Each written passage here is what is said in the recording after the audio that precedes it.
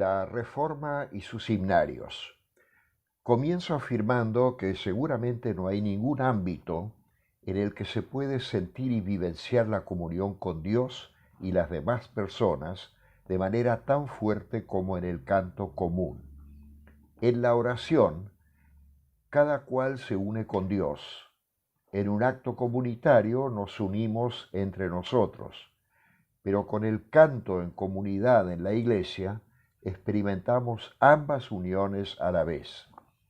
Esto, que era algo común en tiempos del antiguo Israel y de la primera iglesia cristiana, luego cayó en el olvido y surgió recién de nuevo en la Reforma del siglo XVI. Hoy les invito a repasar este interesante proceso.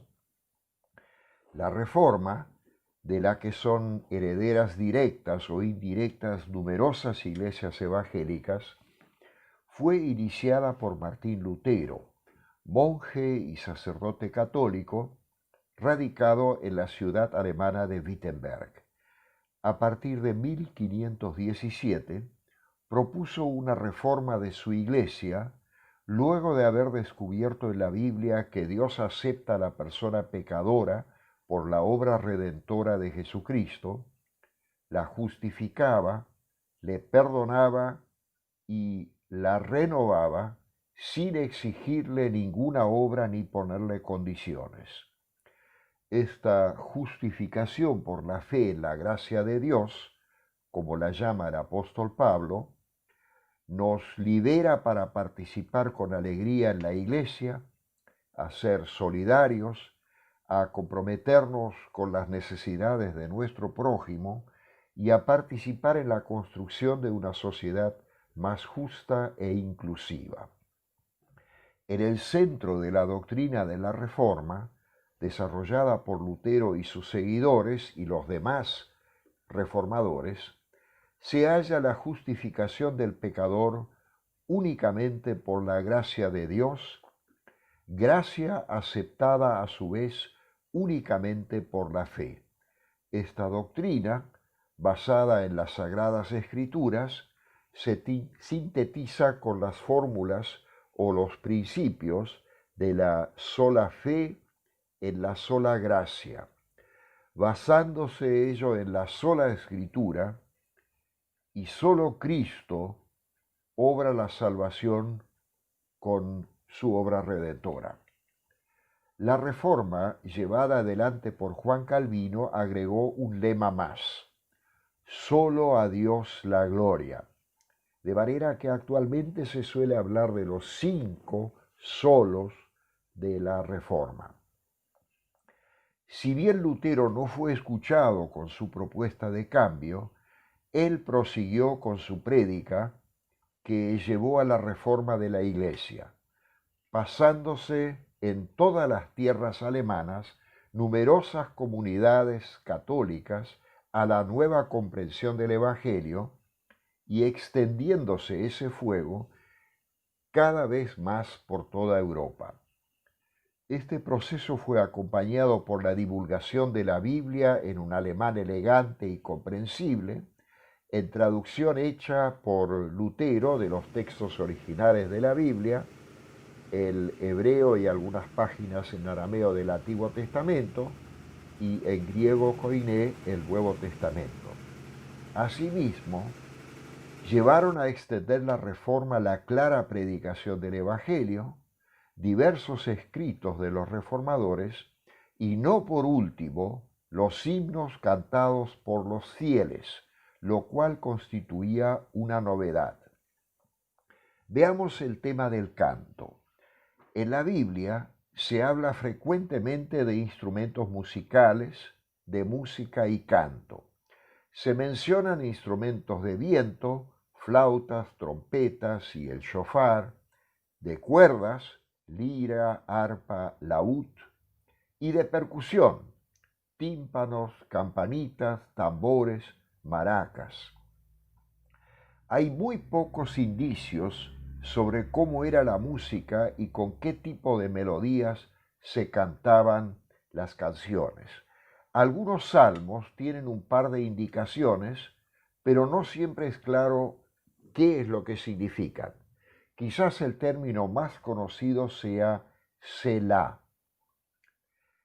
Hay algunos investigadores que se esfuerzan por deducir de las pocas indicaciones en los salmos algún tipo de música, pero al no contar con un sistema de anotación musical, este esfuerzo difícilmente llegue a buen puerto. No se sabe si los antiguos hebreos tenían algún sistema de anotación musical. Por lo menos, en caso de haberlo tenido, no quedó nada para la posteridad. Los griegos sí tenían un sistema de anotación. Lo que sí es llamativo es que el libro más voluminoso del Antiguo Testamento es el Salterio, y ese es un himnario. Esto significa que el canto ocupó un elevadísimo lugar en la vida de la comunidad religiosa. Además de los salmos, también hay otros textos que contienen himnos y canciones, como por ejemplo los cantos de Lamec, Miriam y Débora. En cuanto a los tipos o géneros de cantos del antiguo Israel, además de los religiosos, hay cánticos de guerra, batalla y triunfo, de trabajo, baile, burla, lamentaciones y cantos fúnebres, de amor, el cantar de los cantares, cantos para reuniones en las que se bebía y cantos de protesta. Algo muy típico del antiguo Israel es el canto antifonal, que se practica hasta hoy en muchas iglesias con la lectura de los salmos. La poesía hebrea, con el llamado paralelismo de los miembros de las oraciones, está estructurada sobre este mismo principio antifonal. En Segunda Crónicas, la música es la parte más importante del servicio en el templo. Hay largas listas y genealogías de los cantores y músicos, y se dice que este servicio tiene larga data. El culto sinagogal continuó con esta tradición de canto y música, y de allí ella pasó al Nuevo Testamento. Los cánticos más conocidos son los de Lucas 1 y 2, el Magnificat, el Benedictus y el Nunc Dimittis.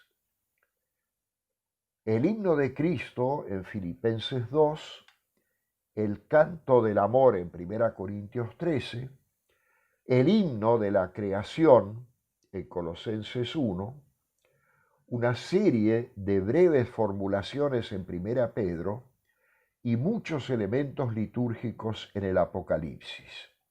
Lamentablemente, de nuevo, todo sin anotación musical. Los términos amén y aleluya son expresiones de oraciones y cánticos que se internacionalizaron.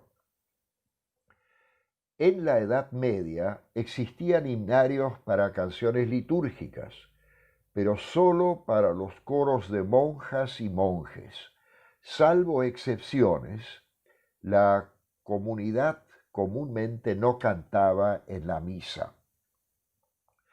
Luego de algunos antecedentes en la prerreforma, Jobst Gutknecht editó a fines de 1523 o a principios de 1524 en Nuremberg, aunque la portada dice Wittenberg, el llamado Acht Liederbuch, el himnario de 8 himnos, cuyo título completo es traducido varios himnos cristianos, cánticos de alabanza y salmos, de acuerdo a la pura palabra de Dios de las Santas Escrituras, realizado por varias doctas personas para ser cantados en la iglesia, tal como ya se practica en parte en Wittenberg. Este largo título, habitual para la época, es anuncio de la solidez bíblica del contenido y un programa concreto. para ser cantados en la iglesia. Esto determinó gran parte de la himnología evangélica, a saber, su necesario arraigo en la Biblia y su uso práctico por la comunidad reunida en la celebración. El librito contiene 8 himnos, 4 de ellos son de Lutero, 3 de su colaborador Pablo Speratus y un himno es de autor anónimo. 4 himnos tienen melodía, una melodía se repite para los 3 salmos de Lutero y un himno de Speratus no indica melodía. Posiblemente algunos himnos de Lutero y de otros se habían divulgado ya antes en hojas impresas sueltas. El sencillo librito fue el primer himnario evangélico para el uso de la comunidad reunida en el culto y como tal es el antecesor de todos los himnarios cristianos del mundo. El éxito de este primer himnario fue enorme. Se lo distribuyó en toda Europa, de tal manera que se hizo clásica una queja de los oponentes de Lutero de que todo el mundo canta sus doctrinas. Lutero también hacía música en su hogar y cantaba con su familia, como lo representa esta pintura que incluye en la ronda a Felipe Melanchthon, estrecho colaborador de Lutero. Lutero siguió escribiendo y componiendo una serie de himnos a lo largo de su vida, 38 en total, varios de ellos conocidos y cantados hasta hoy. Johann Walter, colaborador de Lutero, también publicó un himnario en Wittenberg en 1524, un pequeño himnario espiritual. Se trata del primer himnario evangélico para coro. Tiene un prólogo de Lutero e himnos de este reformador, como Del alto cielo vengo yo. Los himnos pueden cantarse a varias voces. En 1524, debido a la enorme demanda, se publicó en Erfurt una nueva colección de himnos para el culto, un enquiridio o librito manual, con 25 himnos, 18 de ellos de Lutero.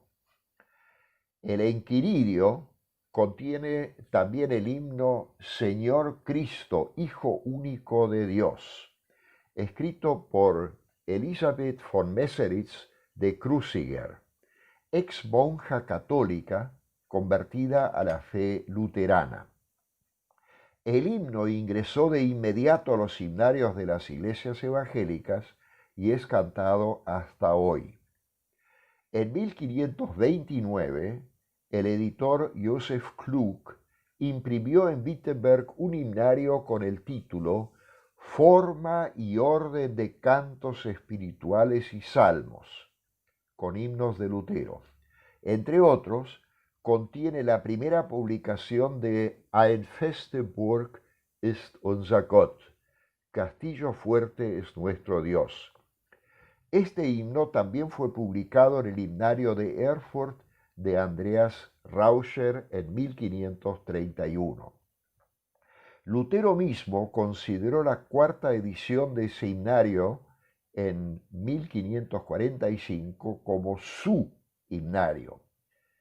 Es el mejor de la época de la Reforma en cuanto a contenido y riqueza de los himnos, con un total de 129 canciones. De la gran producción de himnos de Lutero, sigue siendo muy conocido el himno navideño Del alto cielo vengo yo. El más conocido de todos es el tradicional himno de la Reforma Castillo fuerte es nuestro Dios. También circulaban hojas impresas con melodías litúrgicas para la comunidad, como esta que se halló en 2017 en Leipzig. Ante el éxito inmenso de los himnos evangélicos en alemán, cantados por el pueblo luego de siglos de cánticos en latín cantados por los monjes, el dominico católico Michael Behe se apresuró en publicar en 1537 el primer himnario católico para los fieles, un nuevo pequeño himnario para todos los buenos cristianos, según el orden de las iglesias cristianas.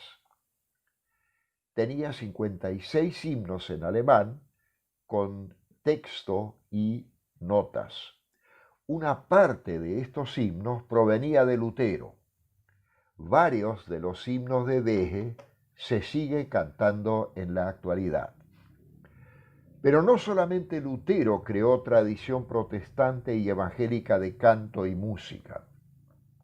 El reformador Ulrico Zwinglio reformó la iglesia en Suiza desde Zúrich. Publicó su traducción de la Biblia y editó himnos. El más conocido es el poema o canto sobre la peste. Luego de que Martín Bucero introdujera la salmodia en Estrasburgo, el reformador Juan Calvino estableció formalmente el canto de los salmos en el culto. Juntamente con su colaborador Guillermo Farel, escribió en 1537, cito: «Hay salmos que deseamos sean cantados en la iglesia. Si se adopta la reforma, la gente tendrá que cantar en las iglesias. No han cantado durante siglos. Ni siquiera han entendido el latín cantado por los sacerdotes. Ahora, en vez de ser mudos espectadores, tendrán una parte en el culto. Con ello adorarán a Dios, cantando sus alabanzas, y darán gracias a Dios en común acuerdo». Hasta aquí la cita de Calvino. Fue, pues, una importante decisión de Calvino usar los salmos como base de texto para el canto de la congregación en el culto. Opinaba que la palabra de Dios es lo único apto para el uso en el culto. Calvino editó en 1539 un primer himnario con salmos en francés, llamado Salterio Ginebrino o de Ginebra, y continuó ampliándolo durante el resto de su vida. En 1562 se editó el himnario con todos los 150 salmos, con el título Salmos de David y 123 melodías diferentes. Así, los tres reformadores, Martín Lutero, Ulrico Zwinglio y Juan Calvino, introdujeron y establecieron firmemente el canto de los fieles, luego de siglos de silencio expectante. En 1564 se editó un himnario con himnos de anabaptistas, varios de ellos himnos cristianos. Es el himnario más antiguo que aún se sigue usando ininterrumpidamente desde la Reforma. En 1647 fue publicada la segunda edición del himnario Praxis Pietatis Melica, editado por Johann Krüger. Contenía por primera vez himnos del gigante de la himnología protestante alemana, Paul Gerhardt. Johann Krüger compuso la melodía para varios himnos de Gerhardt. Juntamente con Lutero, Paul Gerhardt es uno de los más significativos creadores de himnos en alemán. La eminencia absoluta de la historia de la música protestante y evangélica fue Johann Sebastian Bach. Su inmensa producción musical, que abarca muchos géneros, es considerada el punto culminante de la música eclesiástica luterana y la mayor expresión musical de la Reforma. A Bach se le deben creaciones pioneras en muchas áreas de la música y en el desarrollo de formas y lenguajes musicales. Sus obras sobre textos y temas bíblicos lo evidencian como intérprete de la Biblia, que tradujo a música y canto cuan predicación sonora su interpretación teológica. Tal es así que el obispo luterano sueco Nathan Söderblom dijo en 1929: la música de Johann Bach puede ser calificada como el quinto evangelio. Albert Schweitzer desarrolló a partir de ahí el título El quinto evangelista. Todo esto es cumplimiento de la invitación que hace muchísimos siglos formuló el salmista al decir en el Salmo 150, versículo 6, todo lo que respire, alabe al Señor. Aleluya. Cantar ayuda a espantar la oscuridad en nosotros mismos, entre nosotros y en el mundo. Una comunidad que canta proclama el Evangelio.